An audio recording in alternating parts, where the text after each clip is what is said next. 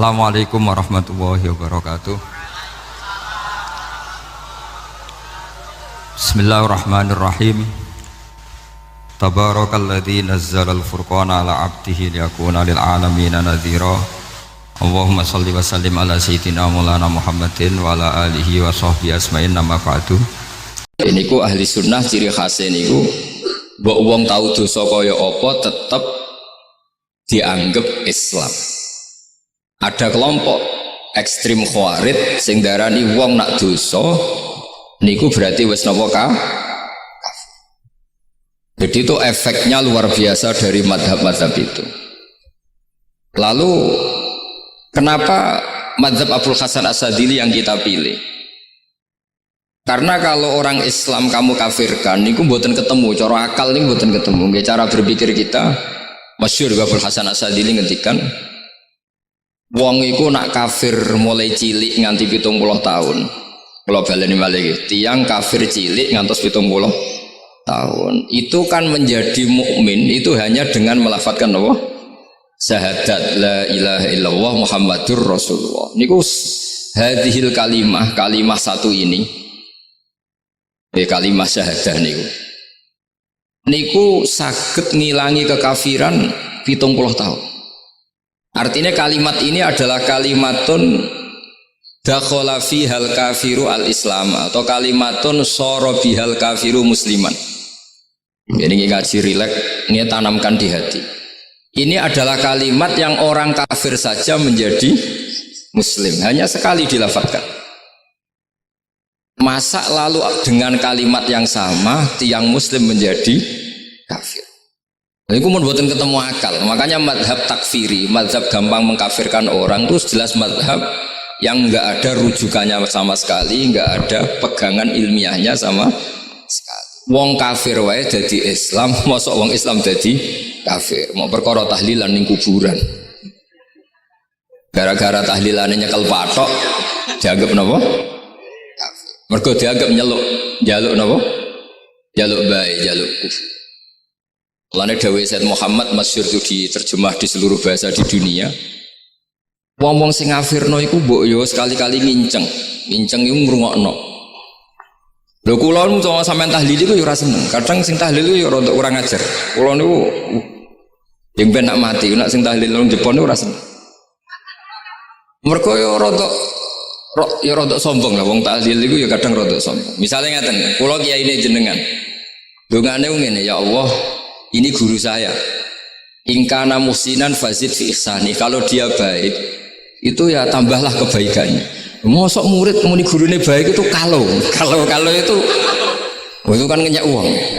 Ini soleh-soleh permanen dianggap napa? Jadi dungane itu ngeper. Ingkana musinan fazid fi ihsani. Wa ingkana musian fatajawaz anhu. Misalnya kalau dia orang buruk, kalau beliau orang buruk yang kau maafkan. Maka orang-orang di luar sana yang mengatakan andekan tahlil itu baik pasti dilakukan sahabat, itu logika yang keliru. Sahabat gak mungkin kan nahlili Kanjeng Nabi ngendikan ingkana musinan sido kafir ngoten nggih mboten. Lah wong Kanjeng Nabi kok apike di ngendikano ingkana ini kok kafir. Wong Nabi kok ingkana andai. Saiki pertanyaannya gini. Kita sebagai kiai, sebagai guru, ku murid nak tahlil ya rada kurang ajar sithik. Wong gurune kok diomongno ingkana musinan ambek ingkana musian. Nah pertanyaannya gini, lepas dari kowe rada kurang ajar lah. Dalam tahlil itu rada kurang ajar karena nyebut guru ora qad kana musinan tapi ingkana musinan. Maksudnya kalau sampean sebagai murid kan menapa qad kana musinan. Guru saya benar-benar orang baik, bukan ingkana andekan orang baik. Tapi ada satu kepastian bahwa ini tidak minta sama mayit. Jadi tujuan kalau kita minta mayit itu salah sama sekali. Wong kita datang ke kuburan malah memintakan ampunan untuk mayit. Kok iso darani njaluk iku piye? Ya mergo mau didelok kok adoh ketoke ngatong ya berarti njaluk. Lah ya wong fatwa kok mau berdasar inceng-incengan kok adoh niku ora jelas ya fatwa ngene. Paham gitu? Terus jenengan kudu yakin, enul yakin bahwa mazhab kita itu yang benar, bahwa tahlilan di kuburan tidak kafir karena tidak minta ke mayit malah memintakan untuk mayit atau memintakan ampunan untuk mayit. Cuma redaksi sing rontok ngoten niku dikurangi lah. Nah kangge guru niku nggih. Ya dikurangi lah, dikurangi ya Allah. Jenengan Maha Pengampun, kula suwun guru kula jenengan ampuni. Jadi ampun ngangge donga sing teng salat mayit. Nah salat mayit itu kan memang ada sanatnya, memang semua bentuknya seperti itu. Tapi nek ning kuburan kula boten nate donga teng Mbah Mun ngoten. Ya Allah, ini guru saya, Engkau anugerahkan beberapa ilmu, beberapa amal yang manfaat untuk orang banyak. Kula suwun jenengan tampi. Jenengan zat sing Maha Pengampun. Jenengan ampuni. Tapi boten ngangge ingkana ini. Angen-angen muga aku dadi kiai ini tersinggung. Murid orang ajar, mosok darani gurune apik iku andekan. Ya tapi berhubung ra paham ya alhamdulillah ya do. Tahlil yang Wali Songo ya buanter-banter nganggo mik. Lah sing kene pahammu ya rodok risi, piye? Wali Songo darani ingkana iku piye? Wah. Dadi niku mareni, mulane kula suwun nak tahlil nyewa kiai sing alim lah ben rodok bener, rodok bener. Tapi ampun nyewa kula mboten purun. Kula nu gak ada pondok, jadi mboten saya masyhur susah diundang orang kecuali yang ada hubungan guru, hubungan sarang. Karena beliau lama sekali ngajar di MGS. Beliau Gus Maksum itu lama ngajar di MGS. Jadi saya itu hanya datang di orang-orang yang pernah khidmah di sarang, terus yang pernah keluarga sepuh. Saya datang ke Jakarta ke Pak Quraisy Shihab itu ya karena Pak Quraisy itu lama sekali bikin diskusi tafsir. Akhirnya saya termasuk pengajar di pondok beliau. Jadi faktornya ya hanya karena itu, bukan yang lain. Terus kalau suwun jenengan kedah yakin kalau faham takfiri yang memudahkan mengkafirkan orang lain itu faham yang salah, karena itu bahaya. Terus bahaya kedua secara fikih. Secara fikih itu nanti repot. Kalau nanti di salah satu seminar itu sudah mau zuhur, ketemu satu narasumber yang gampang mengkafirkan orang, itu separuh masjid kebetulan mereka banyak yang bisa ngaji itu terus gak sholat zuhur. Tanya sama mereka, lu kok gak sholat zuhur sudah masuk waktu? Kan sholat hanya wajib untuk orang muslim, kita akan kafir. Ya karena dikafirkan tadi kan, kalau kita akan dikafirkan. Akhirnya gak kafir, sholat. Efek dari mazhab itu panjang. Kalau betul faham mereka itu betul, berarti yang sudah kafir, orang kafir itu wajib sholat enggak kan? Itu malah panjang kan, karena terus menjadikan orang Islam tidak tidak sholat. Nanti ke masjid tidak boleh, orang kafir nggak boleh masuk masjid. Itu efek fikihnya panjang. Jadi kalau suwun mazhab Abil Hasan Asyadili niku dipegang. Nah itu mazhab beliau itu implementasinya di teng kitab Hikam nih. Karena Hikam itu putu murid yang paling bisa mengimplementasikan, menjelaskan cara pandang mazhab Abil Hasan Asyadili sing dados thariqah Syadziliyah. Terus ketiga, itu cara pandang itu detail itu jelimet, mesti sampean ora kepikiran. Misalnya begini, ketika ada orang salah jenengan marah, itu sebenarnya karena salahnya apa karena hal yang lain? Normalnya orang itu berpikir karena salahnya, itu keliru cara Abul Hasan Asyadzili. Pasti kamu marah itu karena ada hal lain. Misalnya kita pembantu elek kriting mecahno gelas, mesti langsung gua amuk. Alasannya mecahno gelas. Tapi nek sing mecahno iku wong ayu, kowe iso ngamuk. Kowe iso ngamuk wong ayu. Mecahno gelas lah. Kok gelas lemari, rasa gelas. Sama. Kamu janjian sama orang, wongnya nyulayani janji, mesti mbok maki-maki. Katanya jam 10 kok udah datang gini-gini. Nah, tapi kalau yang terlambat itu wong sing ngutangi kowe iso ngamuk orang sing ngutangi kowe.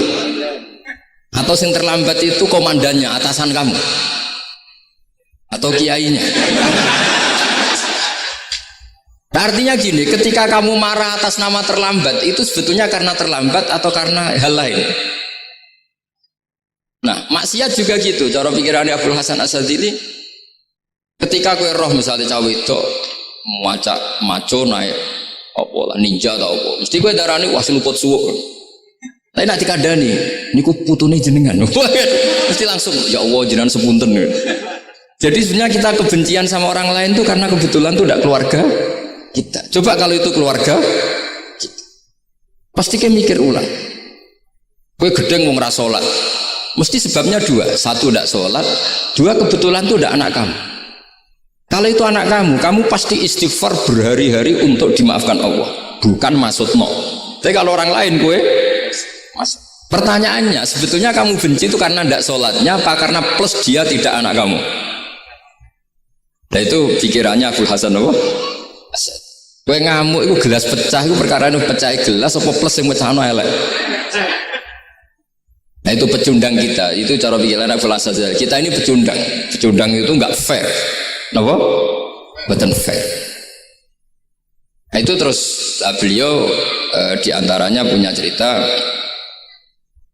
Nabi Ibrahim itu pernah diangkat ke Allah di alam malakut. Di alam malakut kemudian ini ada di kitab Hikam juz 2 halaman 4 yang di bab ini yang saya baca. Ini cerita terakhir nih, pun bantu pun sampai tak ngaji suwi-suwi ora mesti paham aduk sediluk. Nak sediluk kan dia alasan, kenapa ora paham? Salah Gus Pak ngulangi sediluk. Lah nak suwi sampean ora paham malah ribet kan? Diulang suwi ora paham goblok tenan berarti kan gitu. Nah ini untuk menjaga harkat dan martabat niku ngajine sediluk mawon dan takoki malaikat. Kenapa ora paham? Salah Gus Pak ngajine sediluk. Jadi duwe napa? Alibi lah gadah napa? Pembelaan. Nabi Ibrahim itu diangkat di alam malakut karena beliau seorang nabi melihat orang maksiat ditanya sama Allah, ya Allah itu orang-orang maksiat itu makan dari rizkimu, menempati bumimu dan semua fasilitas engkau bikin. Lalu menurut kamu gimana Ibrahim? Ya bunuh saja, matikan saja. Sama Allah dituruti. Melihat lagi ada maksiat yang berbeda, selalu Nabi Ibrahim usul itu dimatikan. Jadi Ibrahim pernah jadi garis keras lagi keras sekali. Lalu suatu saat Nabi Ibrahim itu disuruh nyembelih Ismail. Disuruh nyembelih apa? Ismail. Baru disuruh nyembelih Ismail, Nabi Ibrahim tanya, loh ini anak saya ya Allah, ini samrotu fuadi, ini buah hati saya, kenapa engkau nyuruh menyembelih? Sejarah ngetikane pangeran, apa kamu tidak ingat ketika tak angkat di alam malakut beberapa hambaku kamu usul supaya tak bunuh? Cara Jawa ini, cara Jepang ini raro rasani jadi aku itu pangeran sing gawe aku enak wae usul-usul kon mateni jare. Saiki gentenan, saiki anak sembelih. Rumang sama udah di pangeran gak sayang mbek kaula. Kowe tak dadekno nabi ku kon dakwah ora kon mateni. Nabi Ibrahim nangis. Nah inilah perbandingan bagi kita. Sebenarnya saat kita benci maksiat, itu sebetulnya di hati kita itu tidak hanya maksiat. Kita ada dak fairnya. Plus itu ada orang yang terkait dengan kita. Jika misalnya mau wangkel, misalnya penyanyi sing piye mau wangkel. Suatu saat penyanyi gue aku, masa gue gelem dadi bojomu, hilang mangkelmu kan. Jadi pecundang kita ini sebetulnya pecundang. Nah, syukur-syukur memang makom kamu sudah tinggi. Memang benar-benar benci karena maksiat. Paribasane wayu gelembok rapi tetap mangkel. Tapi saya tidak yakin. Soleh-soleh seperti ini imannya sampai seperti itu tidak yakin. Dan saya kalau yakin begitu berarti keyakinan salah itu salah dan bodoh itu karena itu nggak terbukti. Makanya ini kita baru kalian kitab hikam karena ini acara ngaji hikam kula waos. Sedikit mawon kula waos ini jawabannya Nabi Ibrahim ketika disuruh nyembelih Ismail tengah halaman 4 juz 2. Allahumma hadza waladi wa samratu fuadi wa ahabbun nasi ilayya. Fasami aqo ilan yaqul ama tazkurul lailah allati sa'alta fiha ihlaka abdi. Awama ta'lamu anni rahimun bi ibadi kama anta syaqiqun bi waladik. Jadi Ibrahim anak kamu sembelih. Kata Ibrahim ini nggak mungkin Gusti, ini buah hati saya. Kenapa engkau minta ini tak sembelih? Apa kamu tidak ingat pernah mengusulkan saya menghabisi sekian hamba saya? Kalau kamu bisa sayang anak kamu, saya juga sayang hamba-hamba kue nak wewe. Mikir. Jadi makanya kalau suwon kita ini hidup harus insaf. Nak kira dia duit, iku yo mangkel tenan, loro tenan. Terus bojomu mbok kon sabar pas kowe ra ngekeki duit, iku yo ora fair. Yus ben ngamuk. Satu kelihatan cerdas. Memang kondisi nggak punya uang itu harus ditanggapi dengan marah. Masa diapresiasi. Pinter mas kowe saiki dadi wong zuhud. Wah ya ribet kan. Wes jos mas sampean saiki ra duwe dhuwit, sampean dadi wong zuhud, wong waro. Tapi ada mati bareng saiki. Jadi sebetulnya Allah bikin emosi itu andaikan boleh dibahasakan wis dipikir. Walau la dafwa inna safa'durum bi ba'dil fasadatil ard. Jadi bumi ini sebaiknya itu diisi dengan sekian perbedaan. Tapi tidak konflik ya, perbedaan dengan konflik itu beda. Saya ulang lagi, bumi ini sebaiknya diisi dari sekian apa? Perbedaan, karena justru itu bagus. Saya itu berkali-kali bilang, andaikan tidak ada pikiran kedua, ini dunia ini sudah rusak. Harus ada pikiran kedua. Misalnya ono wong kok terlalu apik mbek kanca, mesti bojone sambat, wong gak men ngopi mbek kancane ra tau ngapi mbek bojone. Tapi kalau ngopi mbek bojone terus, mesti kancane sing sambat. Wah, jok rabi lali kanca. Ribet. Manusa itu ribet. Kados kula dugi mriki ini hormat Gus Maksum. Nggih mungkin tok ganjaran. Tapi untuk dosa sidik-sidik ninggal pondok. Jadi ya sudah. Ya mau tidak mau karena memang hidup itu tidak banyak pilihan. Ada orang sering ibadah di masjid sholat itu ya bagus, tapi dia pasti tidak baik dalam sistem sosial. Umpama wong soleh kabeh ning masjid itu donya akeh sing mati, karena tidak ada tim SAR paling murah. Loh iya kan, wong kecelakaan itu penolong pertama itu orang yang di masjid apa sing tukang ning dalan-dalan. Artinya sing ning masjid iktikaf mesti ra duwe ganjaran nulung wong kecelakaan. Artinya ada kebaikan yang pasti nggak bisa dilakukan orang yang sedang di masjid. Andai kan yang di jalan tuh orang-orang soleh itu wah dunia sebaldatun thayyibatu warabun ghafur. Loh ya betul. Nabi pernah ditanya sahabat, ya Rasulullah kita ini senengane ngegeng di jalan. Ya, kata Nabi ya sudah nggak apa-apa asal a'tut thariq haqqaha. Ya kamu memberi haknya jalan. Apa itu? Amar ma'ruf nahi mungkar. Maksudnya nahi mungkar gini. Misalnya di bus itu ada orang soleh mayoritas, itu sing nyopet ya wedi, mergo mesti ditabuki wong akeh. Kalau yang di perapatan wong soleh kabeh, sing beda wedok ya isin. Mergo sing perapatan wong soleh kabeh. Lah masalah iki ra soleh kabeh, kemari ribet kan gak soleh kabeh. Jadi sebetulnya Indonesia itu aman kalau yang di jalan itu soleh semua karena perempuan lewat gak diganggu. Ada copet gak berani, semuanya aman. Maka di Islam itu menyebut kebaikan itu jumlahnya banyak sekali. Tidak bisa kamu wah hebat-hebatnya wong sing ning masjid terus, tidak bisa seperti itu. Andai kan semua orang di masjid, nah ono kecelakaan pertama yang nolong siapa? Nah ono wong golek alamat tuh takok sapa kabeh ning jero masjid. Ribet kan? Nah, makanya ini Quran bikin aturan wala taq'udu bi kulli siratin tu'iduna wa tasudduna an sabilillah. Yang enggak boleh itu duduk di jalan sambil mengganggu atau mengancam hal-hal yang baik. Tapi kalau duduk di jalan justru membantu hal-hal yang baik, maka ini disyariatkan oleh Jadi ini kita harus mulai mikir ya. Jadi walhasil ngendikane kitab hikam, bayangkan yang maksiat itu anak kamu, istri kamu. Pilihan kamu itu memaafkan dan minta dimaafkan oleh Allah. Tapi ketika orang lain kamu minta supaya dilaknati Allah, ini tidak fair. Sehingga kita diajari guru-guru kalau minta ampun ighfirli wali walidayya wali jami'il muslimina wal muslimat. Masih dikata wali jami'il muslimina wal muslimat wal mu'minina wal mu'min. Itu filosofi yang luar biasa, kata jami' semuanya ya Allah engkau maafkan. Bukan keluarga saya tok, siapapun yang berkontribusi terhadap Islam ini engkau maafkan. Begitu juga di muqaddimah khutbah kula suwun harus ditradisikan wala alihi wa sahbihi ajmain. Kata ajmain ini kata pembeda. Mungkin orang baca hanya rutin, tapi kita yang nekuni ilmu, ajmain ini kata kunci. Fa inna ahlas syiah akramu sahabiyan wa ahanu sahabiyan akhar. Jadi tradisi mazhab syiah itu apa? Ada sahabat yang begitu dimulia-muliakan berlebihan kayak Sayyidina Ali, dan ada yang dihinakan kayak Abu Bakar dan Umar. Lalu pembedanya dengan ahli sunnah apa? Kita menghormati sahabat wa sahbihi ajmain. Jadi hadhil kalimah kalimatun fariqah. Ini kalimah pembeda.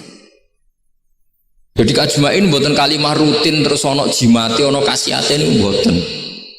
kita maklumatkan ke seluruh dunia bahwa mazhab ahli sunnah ditandai dengan wa ala alihi wa sahbihi ajma'in. Lane dawe Mbah Hasyim wa nukrimu ahlal bait wa nukrimu jami'a ashabi Rasulillah sallallahu alaihi wasallam. Wa nukrimu jami'a ashabi Rasulillah sallallahu alaihi wasallam. Ciri utama mazhab ahli sunnah apa? Menghormati keluarganya Nabi dan menghormati seluruh, ada kalimat apa? Seluruh sahabat. Jadi kata ajma'in itu kalimatun fariqah atau kalimatul fasl.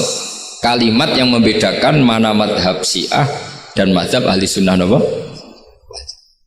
Itu kalau jenengan ngaji teng Gus Maksum napa teng Haji Maksum di antara madhabnya sinten Nabi Ibrahim yang diceritakan Abdul Hasan apa Asyadili, kebencian kepada maksiat kita semua pasti benci maksiat. Tapi nggak fair kan, yang satu kamu laknati, yang satu kamu doakan. Ujung-ujungnya apa?